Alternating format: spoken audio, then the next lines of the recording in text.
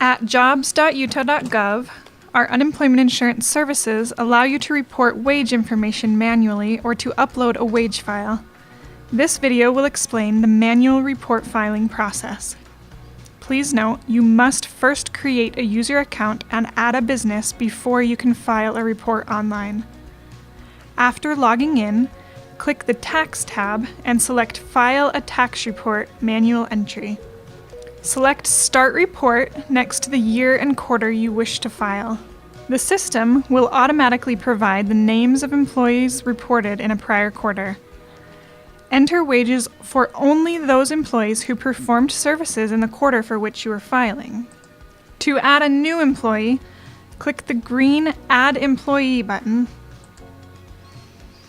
Then type the new employee's information into the pop-up box and click Add to List. When the wage list and report are complete, enter the number of employees who worked each month of the quarter, then click Continue. If reports must be filed for multiple quarters or for another business, click Start Another Report and go through the steps again for each relevant quarter. Once you have completed the desired reports, check the box next to the reports you wish to file, then click Continue. On the next step, if an unemployment tax is due, payment options are provided in the drop-down box. We recommend using an electronic funds transfer, or EFT, which is a no-cost, fast, and secure payment method. By selecting EFT, you have the option to save your banking information for future use.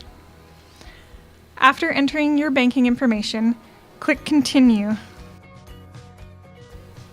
Confirm your information, then click Submit to complete the process. Remember, your report is not complete until you finish this final step and click Submit. You will receive confirmation when the report is submitted successfully. You will also have the option to view or print information for your records.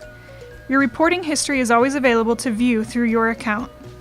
If you have paid via EFT, you do not need to send any paperwork to the Department of Workforce Services.